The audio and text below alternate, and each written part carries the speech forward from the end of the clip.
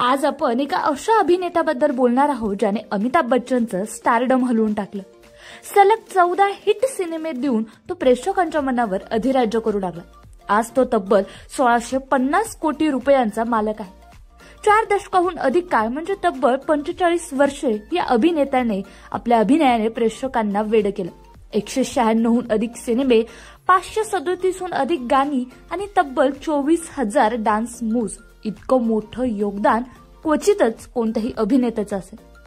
चित्रपट सृष्टीसह त्यांनी राजकारणात देखील दमदार एंट्री केली। 2008 मध्ये प्रजा राज्यम पक्ष स्थापन करून प्रादेशिक पक्षांना हादरा दिला। 2011 मध्ये हा पक्ष काँग्रेसमध्ये विलीन झाला आणि मग केंद्र सरकारमध्ये केंद्रीय पर्यटन राज्यमंत्री अशी महत्त्वाची जबाबदारी त्याने बजावली। मित्रांनो, हा फोटोत दिसणारा मुलगा साधा नव्हता, तर तो म्हणजेच मेगास्टार चिरंजीव। 22 ऑगस्ट 1955 रोजी आंध्र प्रदेशमध्ये जन्मलेला चिरंजीव, ज्याचं खरं नाव कोनिदेल शिवशंकर वरप्रसाद।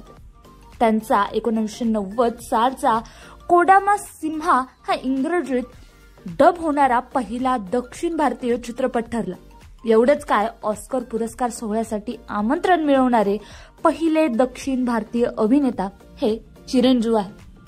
खरंच हा सुपरस्टार म्हणजे केवळ अभिनेता नव्हे, तर एक दंतकथा आहे, ज्याला आपण मेगास्टार चिरंजीव या नावाने ओळखतो।